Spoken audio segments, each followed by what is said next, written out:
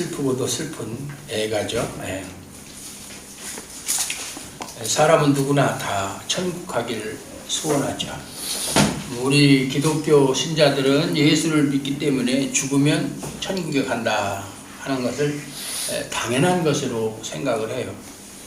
하지만 천국은 그렇게 인간에게 허락된 곳이 아니에요. 쉽게 아무나 갈 수 있는 그 어떤 사람의 조건이나 자격을 따져서 천국에 들어갈 수 있는 것이 아니에요. 근데 사람들은, 우리 신자들은, 뭐 그거는 안 믿는 사람들이야 당연히 그렇고, 우리 신자들에게는 당연히 천국이 허락되지 않았는가, 그렇게 생각을 하겠지만, 신자도 인간이기 때문에 다른 인간과 다르지 않다. 그러면 인간에게 허락된 것은 무엇이냐? 그렇다면 인간에게 허락된 것은 무엇이냐? 바로 죽음이다. 그 말이 죽음. 오늘 욥이 한탄한, 신세 한탄이죠. 한탄이고 원망이고 불평의 내용이 죽음에 대한 내용이에요. 죽음. 그러니까 천국이라고 하는 것은 죽음을 생각하지 않고, 물론 예수님이 재림하실 때까지 살아있는 사람들은 죽음을 보지 않고 천국을 갈 수 있지만, 일반적인 사람들은 다 죽음이라는 관문을 통과해야만 천국을 갈 수가 있어요. 오늘 제가 천국을 쉽게 인간에게 허락하지 않았다는 얘기는 죽음의 문제를 알지 못하는 사람은 갈 수 없다, 그런 뜻이에요.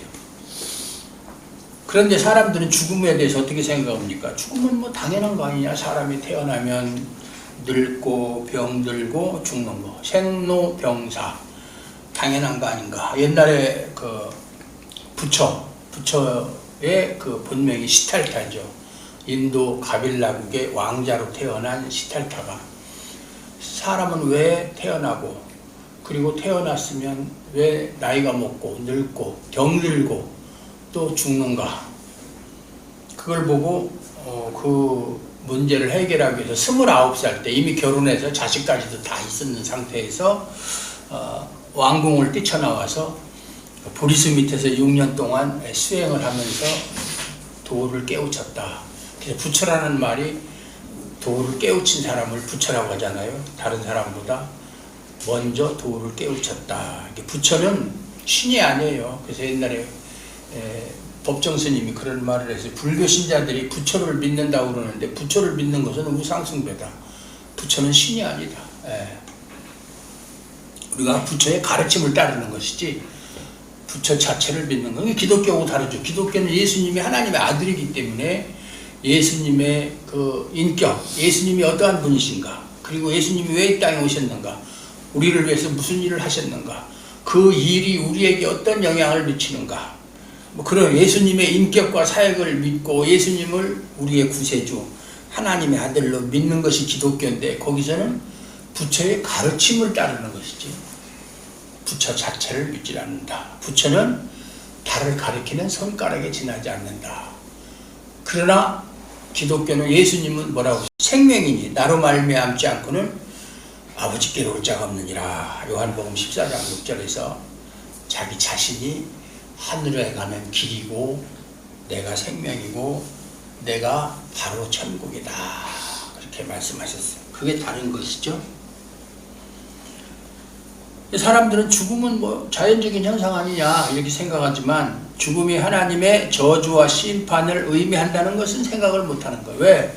모든 사람들이 다 태어나서 늙고 병들고 죽으니까 그건 자연적인 현상이다 뭐 이렇게 생각하는데, 우리가 성경을 보면 만약에 아담과 하와가 범죄하지 않았더라면 그런 과정은 겪지 않았을 거잖아요. 그러니까 죽음이라는 게 자연적인 것이 아니다. 처음부터 있었던 것이 아니다. 그러므로 인간은 죽는다는 것을 알죠. 죽는다는 거 모르는 사람은 없어요. 어린애들도 다 알아요. 알면서도 정작 그 죽음이 저주와 심판에 대한 것이라는 것은 알지 못한다. 히브리서에 보면 사람이 한 번 죽는 것은 정하신 것이요, 정해놓은 것이다. 왜? 죄를 범했기 때문에 죄의 결과는 사망이라고 그랬잖아요. 그 후에는 반드시 심판이 있을 것이다. 그러니까 뭐예요? 죄가 있으니까 심판이 있는 거죠. 죄가 없으면 심판이 있을 수가 없죠. 그러니까 죽음은 죄로 말미암은 것이고, 죽음 이후에는 그것으로 모든 것이 끝나는 것이 아니라 반드시 심판이 있을 것이다. 이 성경이 증언을 하고 있어요. 따라서 예수를 믿는다는 조건을 내세워서 저주와 심판의 세계인 죽음을 건너뛴 채 천국을 상상하면 안 된다. 우리 건너뛸 수 없어요. 반드시 그 과정을 겪어야 돼요.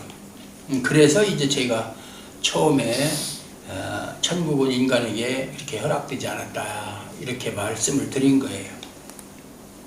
죽음의 의미를 알지 못하는 사람은 천국을 어떻게 생각합니까? 여러분은 천국이 어떠한 곳이라고 생각합니까? 어떠한 것이라고 생각합니까?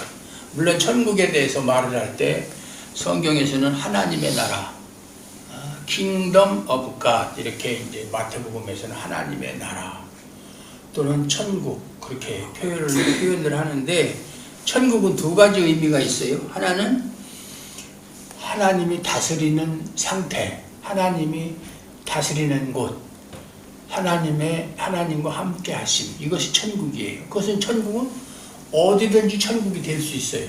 그 대표적인 곳이 바로 교회예요. 교회는 하나님이 주인이시고 하나님이 다스리시니까 하나님이 계속 말씀으로 양육하고 말씀으로 인도하는 거니까.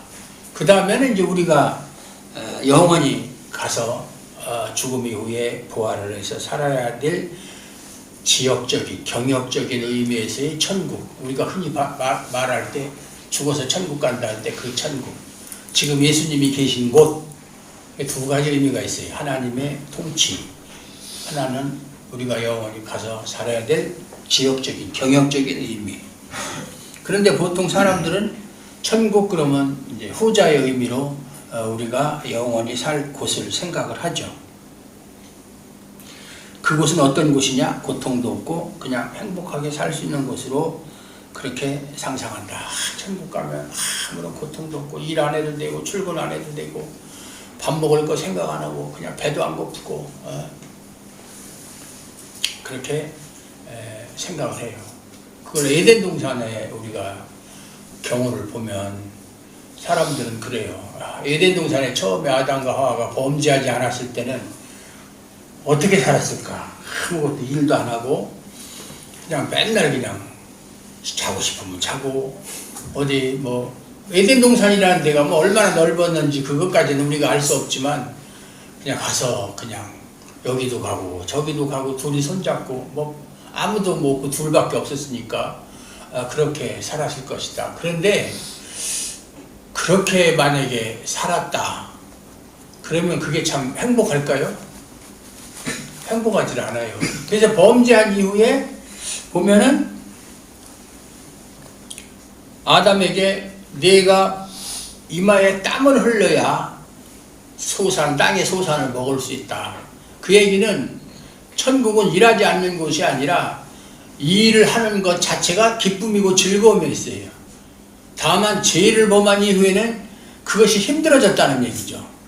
또 만약에 범죄하지 않았을 때 아담과 하와는 아이를 낳을 수가 있었어요. 왜냐하면 범죄했기 때문에 해산의 고통을 갑절로 더할 것이다. 그 얘기는 뭐냐면 범죄하기 이전에는 아이를 안 낳는 게 아니라 나도 그렇게 고통, 요즘에 보면은 산부인과에서 뭐 무고통, 분만 뭐 이런 얘기도 있는데 그랬을 것이다. 다 일도 하고 또 아이도 낳고 아이도 양육하고 다 했다 이 말이죠. 그런 가운데서 보람을 느끼는 것이지 아무것도 안 하고 그냥 맨날 먹고 놀고 자고 참 그러는 것이 행복이 아니다.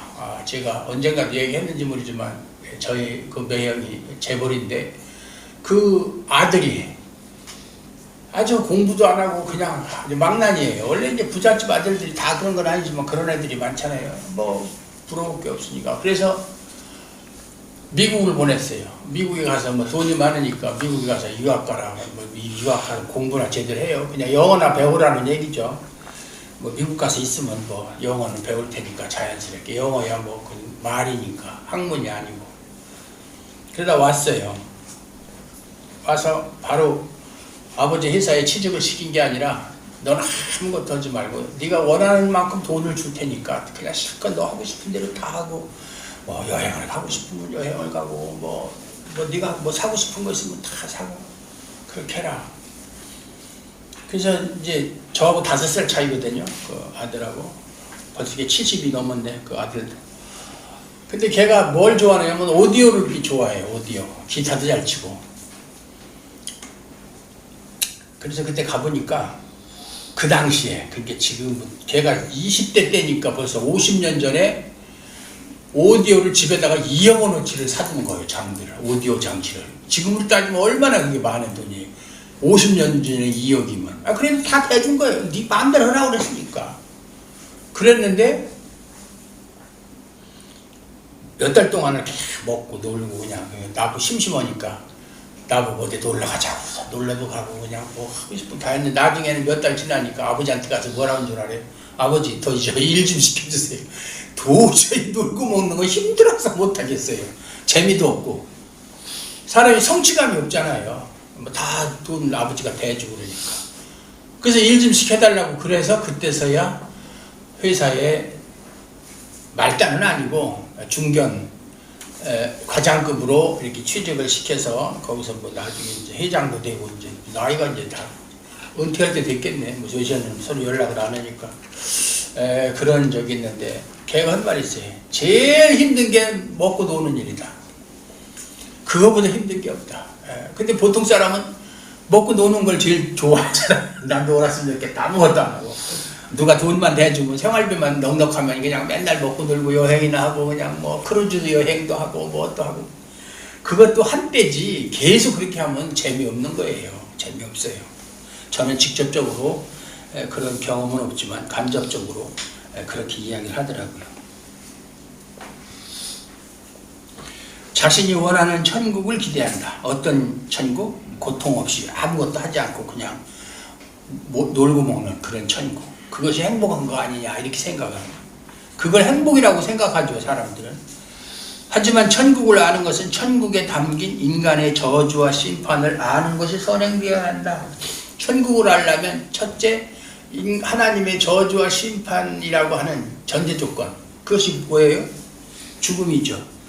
그 의미를 알아야 천국의 의미를 알 수 있는 거예요. 왜냐하면 천국은 저주와 심판에서 구출된 사람들만 갈 수 있는 것이기 때문에 그런 과정 없이 천국을 결코 갈 수 없다.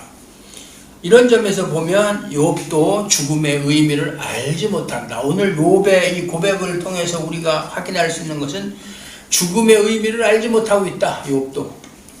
그것이 이제 오늘 본문의 내용에 잘 드러나잖아요. 생일을 저주했던 욥이 생일을 저주했잖아요. 지난 시간에. 내가 태어나지 않았더라면 얼마나 좋았을까.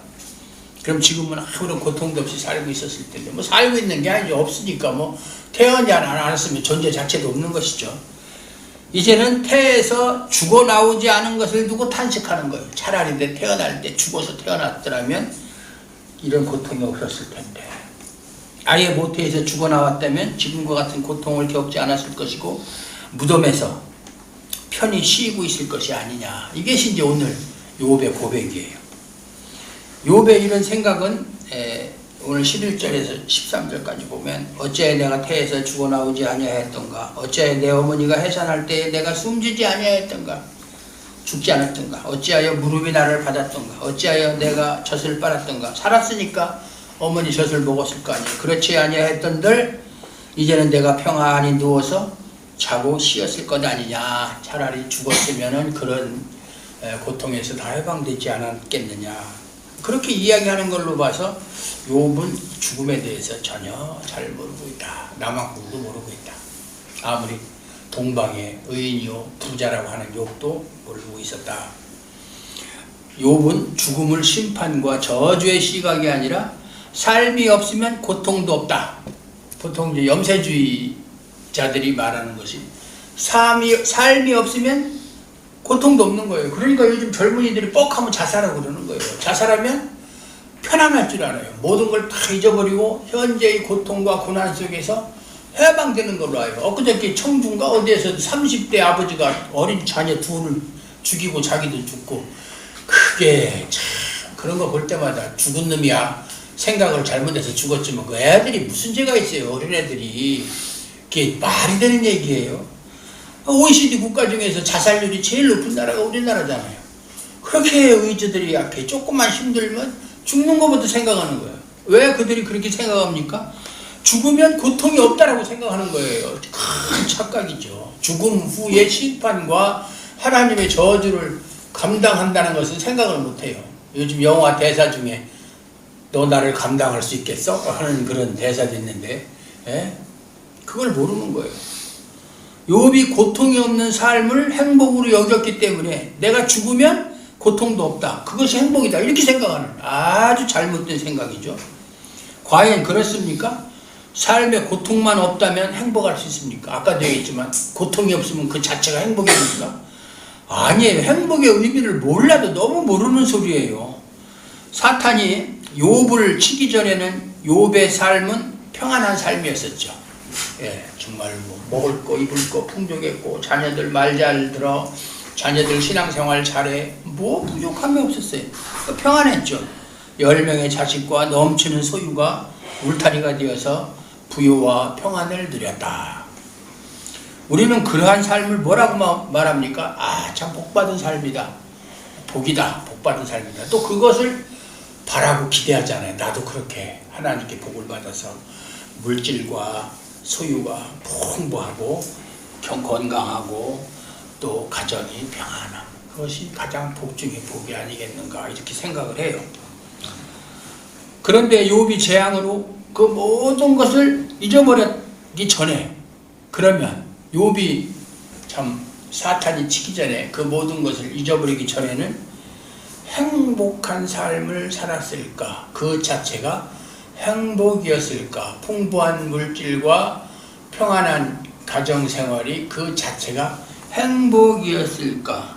그러나 대부분의 사람들은 맞습니다. 그게 바로 행복입니다. 이렇게 생각해요. 지금 여러분도 그렇게 생각할 거예요. 그렇지. 그거보다 더 큰 행복이 어디 있는가? 물질의 부족함이 없고 가정이 평안하고 자녀들 말 잘 듣고 자녀들 다 좋은 학교 가고 공부 1등하고 전교에서 1등 그러면 얼마나 어디 가서도 자랑하고 우리 아들 요번에 전교에서 1등 했어. 요번에 우리 아들 서울대에 합격했어. 얼마나 자랑하고 그걸 행복이라고 생각하잖아요. 보통 사람들은 다. 하지만 그것은 인생을 제대로 보지 못하는 거예요. 행복의 진정한 의미를 모르는 거예요. 적어도 성경에서 말하는 행복의 의미는 아니다. 그 말이에요. 하나님이 사탄에게 욥의 모든 것을 칠 것을 허락하셨잖아요. 그런데 허락하지 않은 것이 하나 있어요. 바로 욥의 생명이에요. 생명은 건드리지 말아라. 뭐 물질을 취하든 건강을 취하든 다 네 마음대로 하지만 단 한 가지 욥의 생명은 건드리지 말아라. 이게 조건이었어요. 표면적으로 볼 때는 욥의 목숨을 사탄에게 허락하지 않으신 것이지만 욥에게 하나님이 하고자 하신 일, 왜 그렇게 다른 것은 다 허락했으면서도 생명을 치지 말라고 했을까? 생명을 보존하게 하셨을까? 이것이 이제 하나님이 하신 일인데 그 일을 생각하면 욥과 하나님과의 관계를 사탄이 회방할 수 없게 하신 것으로 우리가 이해할 수 있어요. 욥과 하나님의 관계는 그 생명으로 이어지는 그것은 사탄이 침범하지 못하도록 허락하지 않으셨다. 사탄이 만약에 욥을 쳐서 욥이 죽어버린다면 욥과 하나님의 관계도 끝나버리는 거잖아요. 결국 그렇다면 사탄에 의해서 욥과 하나님의 관계가 회방받는 결과가 초래되기 때문에 그거는 누구에게도 하나님이 허락할 수 없는 것이다.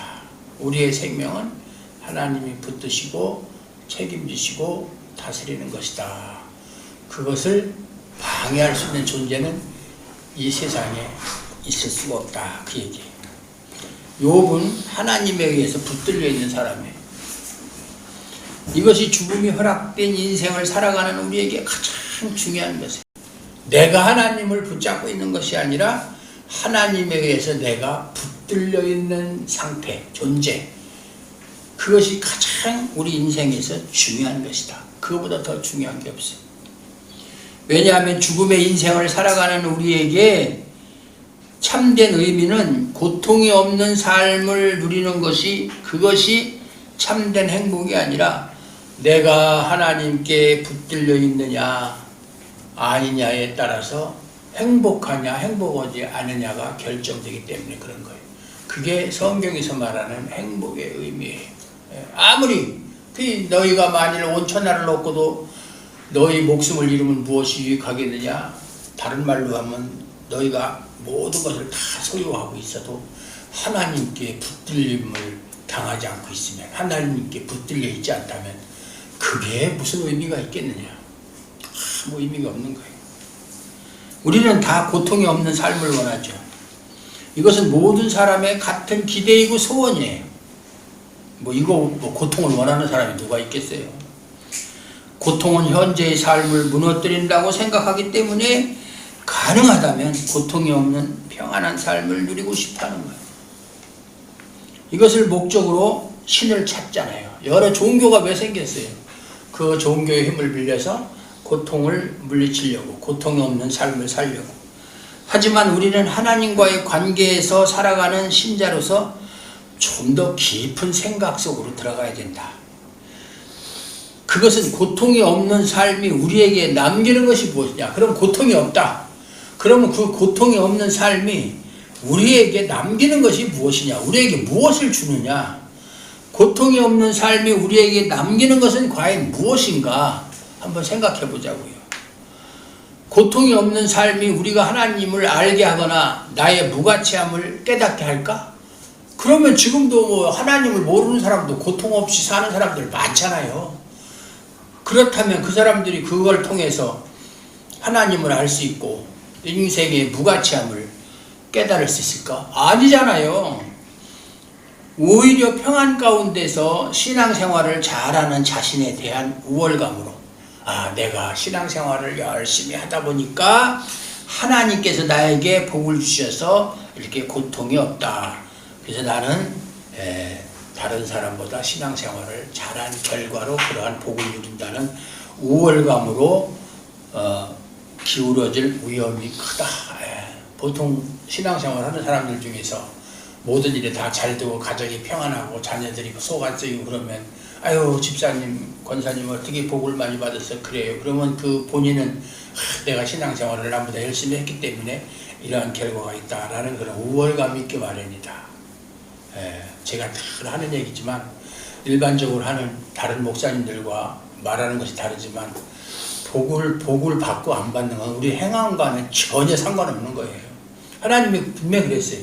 내가 긍휼히 여길 자에게 긍휼히 여기고 복을 줄 자에게 복을 주고 은혜를 베풀 자에게 은혜 베푼다. 하나님이 무작위로 하나님 마음대로 하는 것이지 어떤 인간의 자격이나 조건이나 행함을 보고 거기에 따라서 점수를 매기고 거기에 따라서 복을 주고 은혜를 베푸는 하나님이 결코 아니라고 제가 여러 번 말씀드렸고, 목에 칼이 들어와도 그 신념과 사상은 변함이 없습니다. 그러니까 신앙생활 개판을 해도 된다? 하나님이 복을 주고 싶지 않으면 내가 아무리 열심히 해도 복을 안 줄 것이고, 개판을 해도 하나님이 복을 주려고 마음먹으면 복을 주니까 굳이 신앙생활을 열심히 하려고 할 필요 없지 않느냐. 그렇게 생각하면 그건 조금 좀 생각을 해봐야 되겠죠. 사람은 고통이 있게 되면 자연히 현재의 형편에 대해서 어떻게 합니까? 불평하고 불만을 갖게 되죠. 그 고통이 점점 커져서 정말 욥처럼 그렇게 큰 고통을 겪게 되면 생일을 저주할 수도 있고, 차라리 태어나지 않았더라면 이런 고통을 당하지 않을 텐데, 차라리 죽었더라면 죽는 게 좋겠다, 차라리 내가 이 세상에서 없었더라면 좋았을 걸 하는 그런 생각도 들 수가 있다. 그러니까 이제 아까 자살을 한다고 이제 얘기를 했어요. 그런데 바로 그러한 모습에서 내가 주님을 믿고 사랑한다고 말을 하지만 오히려 주님을 미워하고 핍박한 자라는 것을 깨닫게 되는 거예요. 어려운 고통이 있을 때 하나님에 대해서 원망하고 불평하는 것은 하나님을 믿는다고 고백한 것이 거짓말이라는 얘기예요. 하나님을 믿고 사랑하는 사람은 절대로 하나님에 대해서 어떠한 환경에 처하더라도 불평하거나 원망하거나 자기 자신에 대해서 탐식하지 않습니다. 그걸 가지고 그 사람의 믿음을 가늠할 수가 있는 거예요. 뭐 잘 나갈 때, 모든 것이 잘 될 때는 하나님 사랑합니다. 하나님은 저를 사랑하시고 하나님 찬양합니다. 얼마든지 할 수 있어요. 이것이 바로 자신이 죽음의 존재임을 아는 것이다. 죽음의 존재. 나는 마땅히 죽어야 되는 존재. 이것을 깨달아야 된다. 욥은 죽음을 고통에서 벗어나는 평안의 상태로 생각하는 거예요. 죽기만 하면 모든 고통에서 해방될 수 있다고, 평안하게 살 수 있다고 생각하는 거예요. 얼마나 잘못된 생각입니까? 죽어버리면 어쨌든 현재의 고통과는 무관하게 된다고 생각하는 거예요. 그래서 태어나자마자는 아무런 의식이 없잖아요. 그럴 때 죽어 나왔다면, 어머니 뱃속에서부터 사산을 했더라면 지금의 고통을 겪지 않아도 될 것이고 평안히 누워서 자고 쉬었을 것이라고 말하는 거예요. 죽어서 무덤에 들어가서 아무런 고통도 느끼지 않는 상태에서 평안히 쉴 수 있었을 것이다. 이것이 죽음에 대한 욥의 시각이 잘못되어 있다는 증거예요. 죽음에 대한 욥의 시각이 어떻습니까? 오늘 본문 17절 19절에 있는 말씀처럼 거기서는 악한 자가 소유를 놓치며, 악한 자가 막 자기 자신에 대해서 막 불평하고 막 이렇게 큰 소리로 왜 내가 이런 고통을 당해야 됩니까? 라고 큰 소리 칠 일도 없고 서로 싸울 일도 없고, 거기서는 피곤한 자가 쉼을 얻으며, 쉼을 얻는다고 그랬잖아요. 거기서는 갇힌 자가 다 함께 평안히 있어 감독자의 호통 소리를 듣지 아니하며 누구의 지시나 간섭도 받지 않고, 거기서는 작은 자나 큰 자가 함께 있고 평등하게 종이 상전에게서 놓이느니라. 종도 없고 상전도 없고. 이런 고백을 보면 이 죽음에 대한 시각이 얼마나 잘못되어 있는가를 알 수가 있어요. 그래서 오늘 설교 제목이 거기서는 17절에 있는 말이에요. 거기서 어디예요? 죽음의 세계. 우리 보통 사람이 말하는 저승. 욥이 말하는 거기서는 죽은 자의 세계로 우리가 이해할 수 있어요. 욥이 생각하는 천국으로도 이해할 수 있어요. 천국이라는 게 그런 고통과 그런 불만과 그런 불균형과 이런 것이 없는 상태. 욥은 아마 그러한 곳을 천국으로 생각하는 것은 아닌가, 그렇게 이해할 수도 있어요. 어쨌든 욥은 죽은 자가 가는 거기를 악한 자도 없고 또 쉼이 있고 평안이 있으며 작은 자와 큰 자, 종과 상전이 없는 곳, 아주 평등한 곳, 그런 곳으로 생각한다. 거기.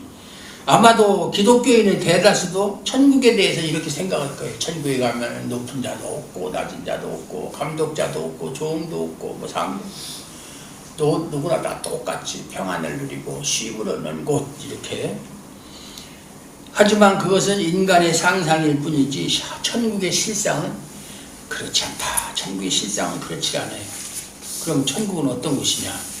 뭐 그거야 저도 안 가봤으니까 모르고 나중에 갔다 와서 말씀을 정확하게 드리겠지만, 전도서 6장 3절에 보면 무슨 말씀이 있습니까? 사람이 비록 100명의 자녀를 낳고, 100명의 자녀를 낳으려면 마누라가 하나 가지고는 안 되겠죠.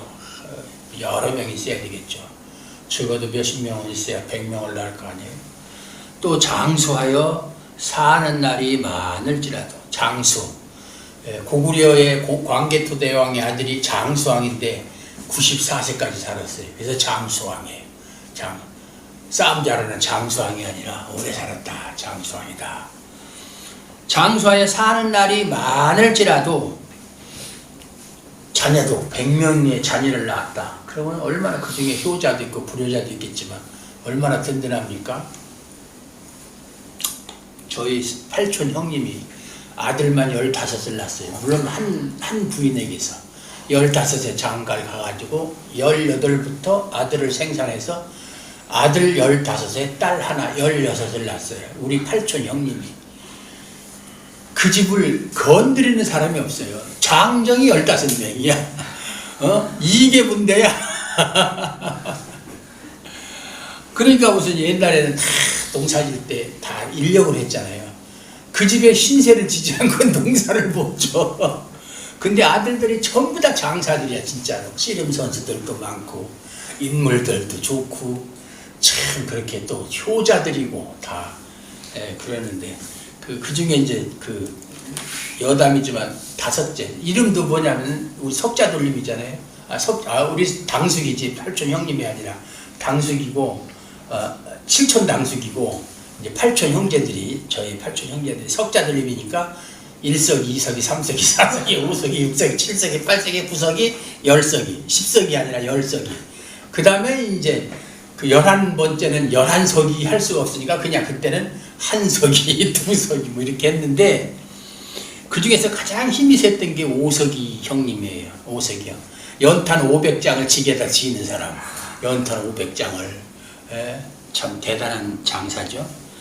그런데 100명의 자녀가 있다. 그리고 또 건강하게 장수한다는 얘기는 건강했다는 얘기잖아요. 요즘처럼 뭐 요양원에 가서 사는 날이 많은 게 아니라 그럴지라도 그의 영혼은 그러한 행복으로 만족하지 못하고 또 그가 안장되지 못하면 편안하게 죽지 못하면 나는 이르기를 낙태된 자가 그보다는 낫다 하나니 그렇게 100명의 자녀를 두고 오래 살고 그렇게 해도 편안하게 죽지 못하면 차라리 낙태된 사람이 더 낫다. 이게 솔로몬이 하는 얘기예요. 솔로몬은 이러한 것을 경험했기 때문에 하는 소리예요. 또 5절에서 보면은 낙태된 것이 살아있는 것보다 평안하다고 그렇게 얘기하는 거예요. 솔로몬의 말에 비춰보면 사실 욥의 말도 맞는다고 생각할 수 있어요. 욥도 지금 그런 식으로 얘기하잖아요. 하지만 솔로몬이 지금 말하고자 하는 의미는 고통이 없는 삶을 그렇게 표현한 것이 아니고 사람이 자신이 누린 평강, 솔로몬이야 이 세상의 모든 부경화를 다 누린 사람이잖아요. 누린 평강과 영화의 삶, 요즘에 유행하는 말로 화양연화, 요즘에 유행하는 말은 아니고 옛날부터 했던 얘기인데 가장 인생의 행복한 시기를 화양연화라고 그래요. 그래서 보통 우리가 얘기할 때 어르신의 화양연화는 언제였습니까? 이렇게 얘기하죠. 가장 행복했던 때가 언제입니까? 그런 것에 대한 평가. 그러니까 전도서 1장 1절 이하에 보면 헛되고도 헛되며 헛되고도 헛되니 모든 것이 헛되도다. 부귀영화 다 헛된 것이야. 낙태된 자가 오히려 내가 누린 부귀영화보다 더 나은 거야. 나을 수 있는 거야. 그러니까 자신이 누린 부귀영화가 다 헛된 것이다. 그걸 얘기하는 거예요. 전도서 6장 1절에서 6절까지의 내용은 사람이 자신이 원하는 모든 소원을 부족함이 없이 받아 누리고 100명의 자녀를 낳고 장수하고 산다 해도 영혼이 그 행복으로 만족하지 못하면 차라리 낙태된 자가 그 모든 것을 누리고 산 그것보다 낫다는 것이다. 즉 무슨 얘기예요? 만족이 없는 삶에 대한 평가. 사람이 우리가 그렇게 생각하죠. 100명의 자녀를 낳고 건강하고 오래 살고 물질도 풍부하고 부귀영화를 누리면 만족할 것 같잖아요. 우리는 그렇게 못 살아봤으니까 뭐 그때 가서 만족할지 또 뭔가 불만이 있을지 그거는 모르지만 사람들은 다 그렇게 생각하잖아요. 그러나 지금 솔로몬이 말하는 것은 그렇게 살아도 만족하지 못할 수 있다. 그 얘기하는 거예요. 만약에 만족이 없는 삶이라면 그것은 낙태된 자가 더 낫다. 그 얘기를 하는 거예요. 그러면 욥은 재앙이 오기 전에는 평강을 누리며 그 영혼이 행복했을까? 욥은 재앙이 닥치기 전에는 뭐 지금 솔로몬이 얘기한 것처럼 부유도 많고 건강하고 자녀들도 많고 100명은 아니지만 10명이고 또 아주 효성이 지극하고 신앙생활도 잘하고 그랬으니까 그러면 욥은 행복했을까? 이런 것까지 생각을 안 해봤죠. 욥은 과연 그 당시에는 행복했을까? 자신도 하나님을 열심히 섬겼고,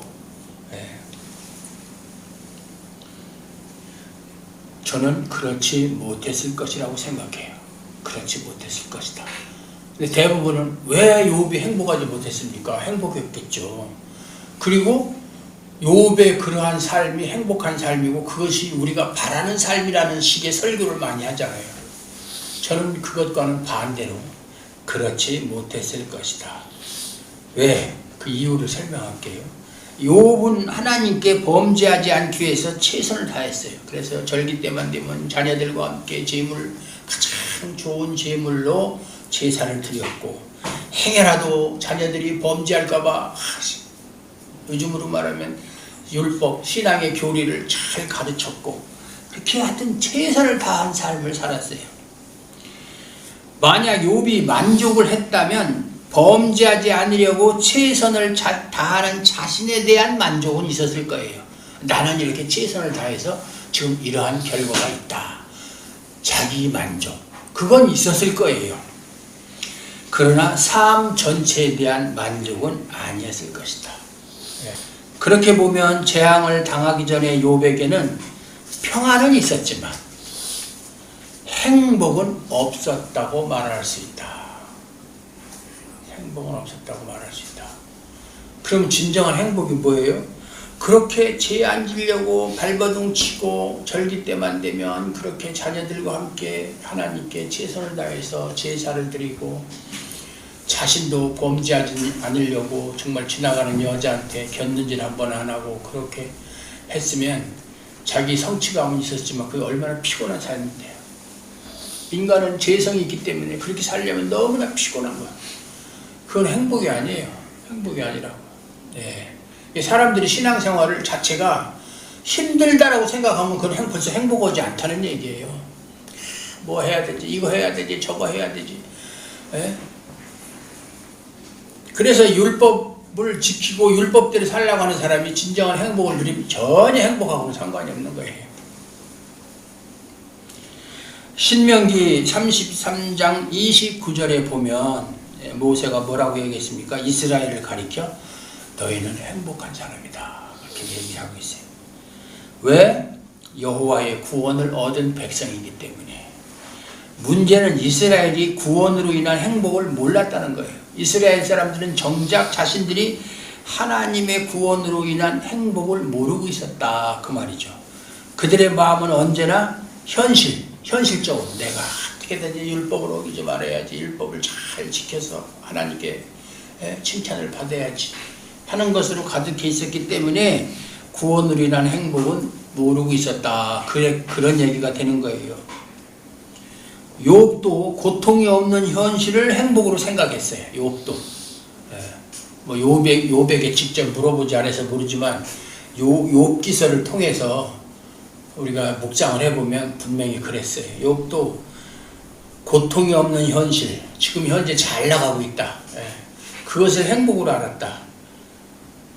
그래서 차라리 그렇지 못하니까 이제 재난이 닥치니까 차라리 죽어 태어났다면 오히려 평안했을 것이고, 아까도 얘기했지만 뭐 죽었으면 고통을 못 느끼니까 그것이 더 행복했을 것이라고 탄식하는 그런 고백을 통해서 우리가 할 수 있는 것은 욥은 행복을, 고통이 없는 삶을 행복으로 여기고 있다라고 할 수 있잖아요.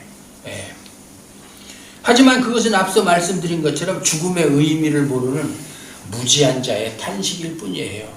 무지한 자의 탄식. 뭐 사람들이 욥을 부러워하고 그러는데 저는 욥을 무지한 자라고 그렇게 얘기를 하니까 아이고 목사님 너무 교만한 거 아닌가. 현재까지는 그렇다고 말이에요. 나중에는 안 그렇지만 욥은 죽음의 상태를 고통에서의 해방으로만 생각하지만 죽음이라는 것은 저주와 심판의 현장이에요. 따라서 욥이 죽어서 태어났다면 편안히 쉬었을 것으로 생각하는 것은 자신을 저주와 심판에 속한 죽음의 존재로 보지 않는다. 죽기만 하면 모든 것이 끝나는 것으로 알고 있다. 그 이후에 저주와 심판에 기다리고 있다는 것은 전혀 모르고 있었다. 아까도 얘기했지만 죽음은 사람에게 정하신 것이요, 한 번 죽음은 사람에게 정하신 게 그 외에는 반드시 심판이 있다라는 저주와 심판의 존재라는 것은 알지 못하고 있었다. 죽음은 끝나는 줄 알아. 그 자체 행복인 줄은. 따라서 비록 욥이 악에서 떠난 자라는 평가를 받았다고 해도 하나님을 아는 것은 아니었다라고 할 수 있다. 욥이 악에서 사탄에게 그랬잖아요. 하나님이 자 욥을 봐라, 얼마나 그가 그렇게 정직하고 하나님을 경외하고 악에서 떠난 자를 네가 본 적 있느냐 이 세상에서. 그런 평가를 받았다 할지라도 욥 자신은 하나님을 아는 것이 아니었다라는 평가를 낼 수가 있어요. 예, 현재의 모습을 얘기하는 거예요. 뭐 전체를 얘기하는 게 아니고 나중에 알게 되죠. 예. 이런 점에서 현대 기독교인들이 하나님을 알아야 하는 문제는 도이시하고 욥처럼 죄를 범하지 않고 신앙생활 잘하면 복을 받을 것으로 생각하는 것은 죽음을 알지 못하는 자의 헛된 생각일 뿐이다. 그 말. 예. 현재의 기독교 신자들이 하나님을 아는 문제는 별로 관심이 없어요. 하나님을 알라고 그랬잖아요. 하나님을 알라. 하나님을 아는 것이 구원이고 영생이라고 그랬잖아요.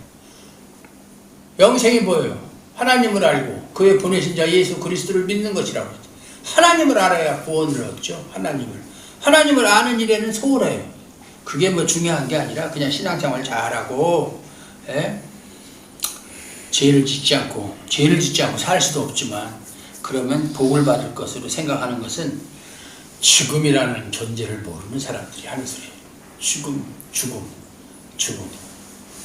전 죽음에 대해서 정말 많은 시간을 생각을 했거든요. 어려서부터 죽음에 대해서 아마 저만큼 깊이 생각한 사람은 별로 없을 거예요. 요한복음 5장 28절에서 29절에 보면 이를 놀랍게 여기지 말라. 무덤 속에 있는 자가 다 그의 음성을 들을 때가 오나니 선한 일을 행한 자는 생명의 부활로 악한 일을 행한 자는 심판의 부활로 나오리라. 죽음으로 끝나는 게 아니잖아요. 나중에 부활해요. 예수님이 오시면 그때 부활해서 선한 일을 행한 자는 생명의 부활로 악한 일을 행한 자는 심판의 부활로 나오리라. 심판이 기다리고 있는 거예요. 현재의 고통에서 벗어나겠다고 자살하고 끝나냐? 반대에 그 사람들은 하나님의 심판을 면할 수가 없다. 그럼 하나님의 심판을 받을 때 좋은 평가를 받겠어요? 무덤 속에 있다고 해서, 다시 말해서 죽는다고 해서 편안한 게 아니에요. 편히 쉬는 게 아니에요. 누구든지 심판의 부활로 나온다면 그때부터는 영원한 고통 가운데서 살아야 된다. 그러므로 하나님은 자기 백성에게 선한 일을 행하게 해서 예수 그리스도를 믿게 한다. 여기서 이제 우리가 선한 일을 행한 자는 할 때 선한 일이란 착한 행동, 그걸 말하는 게 아니에요. 선한 일이란 예수를 믿는 게 선한 일이에요. 자꾸 행함을 얘기하면 그거 이상한 데로 가는 거예요. 구원은 행함과 상관이 없다고 했잖아요. 선한 일을 행한다는 것은 예수 그리스도를 믿게 하는 것이다. 그들만이 생명의 부활로 나오게 되기 때문이다. 그래야만 영원한 생명 가운데 살게 되니까. 죽으면 행복해지는 것이 아니라 내가 죽은 자임을 깨닫는 것이 진정한 행복이다. 그 말이에요. 나는 죽은 자다.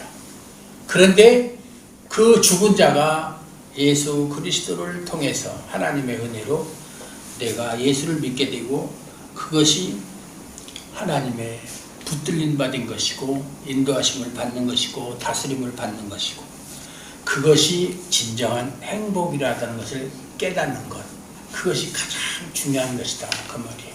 믿습니까? 아멘. 하나님 감사합니다. 오늘도 하나님의 말씀을 통해서 진정한 행복이 무엇인지, 천국이 어떠한 곳인지, 하나님을 아는 것이 얼마나 소중한지, 하나님께 붙들려 사는 것이 얼마나 행복한 것인지를 말씀을 통해서 다시 한번 확인했습니다.